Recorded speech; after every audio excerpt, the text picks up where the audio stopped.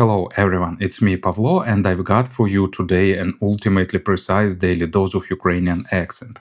Today we are going to talk about not a new device. FiiO QX13 was released about a year ago, but I didn't have an opportunity to review it back then.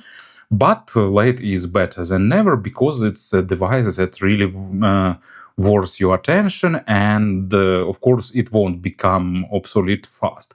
It's FiiO's flagship dongle deck. It's priced $220, and they took virtually the approach that usually we can see in some stationary desktop device. They put inside the Pro version of ESS Saber deck chip. They put XMOS for USB interface, 2-inch screen, parametric equalizer, and a lot of other things that make usage of the device really pleasant. But on top of that, they've added a really powerful amplifier that delivers almost a watt of pure power for 32 ohms load in the desktop mode.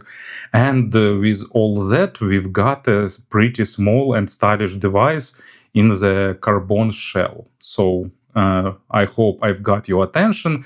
And if you're not familiar with QX13 before, let's have a closer look. Package is compact and pretty traditional for a lot of mid-segment FiiO products in the past. And to be honest, I miss this period in their design. It was protected by two seals, but as you can see, I already got inside of this box, and you're getting quick start guide. Then you're getting polite warning that if you want to avoid scratches, you need to use leather case, and leather case come as a stock accessory here. Of course, you're getting QX13 itself.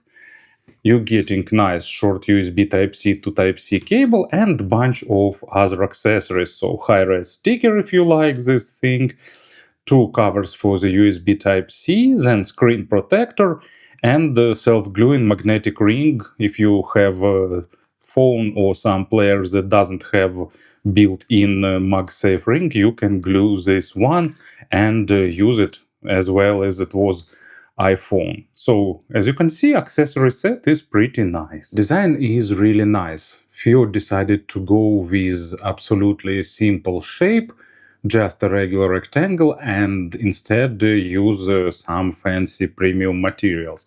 So as you can see, case made of carbon, and it has that UV coating that was mentioned on the warning label, and it gives really unusual soft and smooth feel. It's really nice to hold it in hand, and it also looks really well. So they have protector on the back side, and they applied protector to the screen from the factory. So thanks for that, because I always fail to do it. It's pretty small, but at the same time it feels kinda weighty. So on the bottom you have main USB. It can power from this USB, and it's used to input data. Then on the front side we have pretty big screen. We have three positional buttons, so you can tap left, right, and the central part. So on two sides we have direct mode. So here is the connector for the independent power supply, and here is the switch that enables it. So if you connect it to external power supply, it can take power from it. It enables higher power mode, and it can run without taking power through this USB. For example, if you connect external power bank and then it won't drain your smartphone or something like that. Also, FiiO released a special USB battery that has matching design. It just connects here from the side. They released a bit wider case to fit them both, so you can easily turn it into kind of portable and battery powered device. And on the top you have two outputs, single-ended and balanced. Meanwhile, let's just connect it to the power source. It boots up, and actually here on the screen it shows you instantly important data. It shows power consumption and voltage it's run on. and it shows that desktop mode is off, equalizer is off, and it enables USB audio 2.0, USB audio control interface. So if you press and hold this button, we get into the menu. Here you can change gain, filters, volume level. You can enable, disable coaxial output, change channel balance, change brightness. It's maximum level. It's not super bright, but screen is pretty nice for a portable dongle deck. You can enable, disable parametric equalizer, set maximum volume, rotate screen, and there are a lot of themes. 5 or 6, if I remember correctly. Yep, 6 different themes, some of them horizontal, some are vertical. Let's change one. For example, you can see that it's pretty close to the original, but in the orange color. So there are horizontal themes. If you like it more, you can get it like this. And of course, there is another set of themes that mimic analog tape, FiiO's feature for quite some time. You can set screen timeout, USB audio control mode. With 2.0 you're getting high resolution, with 1.0 better compatibility with old device. You can select one of 3 modes of working with these buttons. I will show them to you later in the companion app. USB over the air, then charge settings. When battery is connected, you can disable charging or enable. Language, factory reset, and firmware version. So all controls can be done through the menu, or you can use a companion app that I will show you now. As usual, we're using FiiO Control as a companion, and here you can see photo and name of the product. You can enable, disable equalizer, display rotation, select one of 6 themes, gain, and here is explanation of 3 button modes. So in mode A, single press, increase, decrease volume, continuous press, continuous increasing, decreasing volume. You can see that using image from some other device, but still it's kind of valid here. Also in mode B, single press, increase volume, long press, skipping tracks. And mode C, it's single presses, it's tracks navigation, and continuous presses changing volume. You can change USB version, language, power off timer, and you can adjust brightness. In the equalizer settings, you can enable, disable SPDIF, select between 60 and 120 steps of volume, limiting volume, set channel balance, and select low pass filter. So basically everything you need you getting here, and it's working pretty nice. So of course, if you want to enable equalizer, it requires one restart of the device.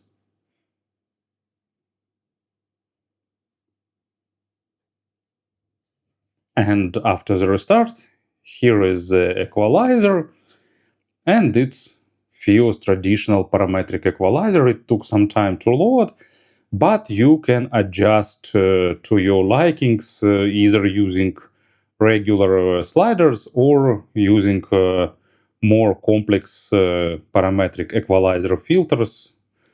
And here is bypass. There are 10 user presets, and there is auto equalizer, and many other great things that we used to see in the FiiO's device. So in the advanced settings, here is parametric 1. Of course, there is not much sense in measuring power consumption with my USB tester, because QX13 shows it to you directly on the screen, but I've spent money to get this USB tester, so I need to make my money worth.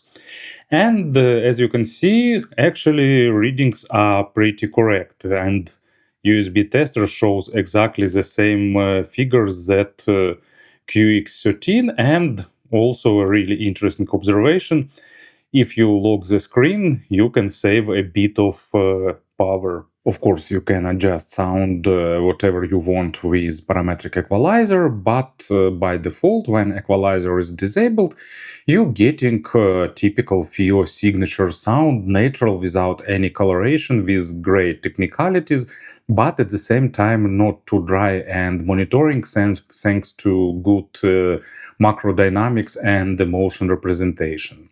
Bass go to maximum depth, it's well controlled, it's tight, punchy, when necessary it delivers a really good rumble, and that's not surprising, taking into account the power of amplifiers that is on board of this tiny device. Really great amount of small nuances, but they are not pushed forward and not trying to be exaggerated, but at the same time zero added weight or something like that. So if you want coloration, you go to parametric equalizer. By default, you getting what is present in the record with maximum amount of authenticity. And the first example, it's Kasia Lynn's Lyre. Really nice vocal, of course, great performance, but we are here for the accompanying bass, and it goes pretty deep, and this device delivers it really well with all necessary nuances. And La Habanera by Yello, I'm a huge fan of Boris Blanc. I like Yello, I like his work, and La Habanera is not an exception. Tons of different instruments and samples and different sounds. Some go deep, some go to the high frequencies, some go around you, and the technicality of this device allows to deliver bass with great separation and nice contrast with the rest of sonic spectrum. Mid frequencies are natural, really natural in representation with great emotions and macro dynamics. So this small device really impresses when it's necessary to deliver something epic. It builds pretty spacious stage with really nice positioning and a good sense of three-dimensional immersion, but at the same time it doesn't add something to the record too much, except of maybe highlighting a little bit macro dynamics to give you that extra boost in the emotions. It's not trying to hide any issues, so on poorly recorded stuff you'll hear that there are issues, but on the well recorded you'll get all nuances, details, everything with really honest and really true to the source representation. Female vocals, male vocals, all instruments, big orchestras, small orchestras, all types of music it can deal with. So, first one is Metallica's Memory Remains. I like this track. I like load and reload period. At least I like it much more than what came next in 2000s and later. So, nice vocal of Hetfield, nice representation of Mariana Faithfull vocal, good rendering of distorted guitars, groovy bass and drum line, so everything is really properly represented. And You're So Cool by Hans Zimmer live performance, I think it's some kind of marimba or something like that, really tone-rich instrument and live performance. It requires good technicality, and the QX13 delivers it without any compromises easily. High frequencies have almost maximum extension. Layering is not perfect, but on a surprisingly good level for this price tire, with proper attacks and decays, lot of airness and good overtone saturation.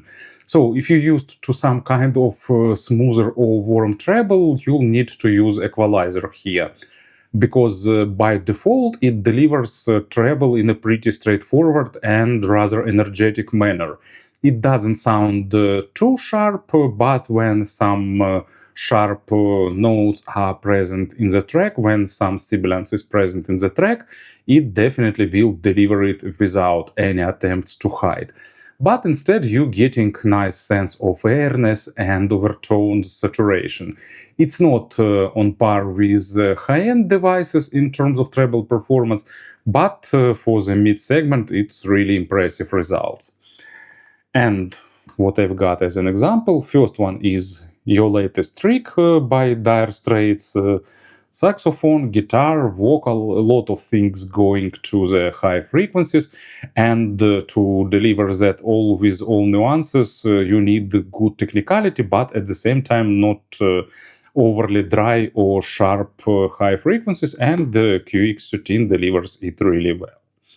And Søren Bebe Trio, New Beginning. I really like this musician.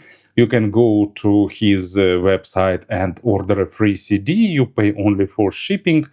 And this is a true masterpiece of Scandinavian jazz. Really restrained, really minimalistic. And this track is even more minimalistic than usual by the Søren Bebe.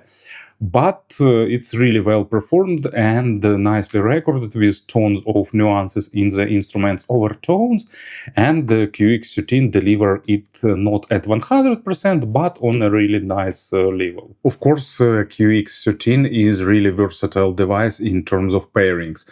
On one hand, we're getting a really great black background with sensitive IEMs with absolutely zero noise. It's kind of thing that we are used to see from FiiO, but still it's good to know that this device is not an exception. And on the other hand, it delivers 600 milliwatts per channel for 32 ohms load on the balanced output in regular mode and 900 milliwatts per channel in the desktop mode, which is impressive and allows it to drive even full-size headphones that are usually hard to drive. Of course, there will be few exceptions, super tough to drive headphones, but they are created for the stationary device in mind anyway. And main task here is to provide enough power either from transport or from this additional input. Speaking about the comparisons, to be honest, I can't name anything that came into my mind, because usually in this price range, manufacturers started experimenting with tubes, R2R technologies and things like that to make sound more analog and slightly more colored, while FiiO went opposite way, trying to deliver desktop level of fidelity, neutrality and transparency. Probably one thing that came to my mind, it's Hi-Fi Go Bar can say. Without K2 HD, they are pretty close. Of course, with K2 HD, Go Bar is better in terms of naturalness and richness, but it costs more, so I think it's a good result for the QX13.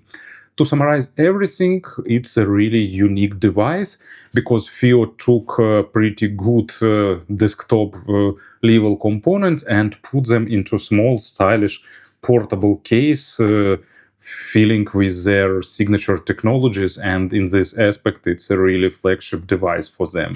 Thank you for listening, thank you for your attention, and of course, have a great day.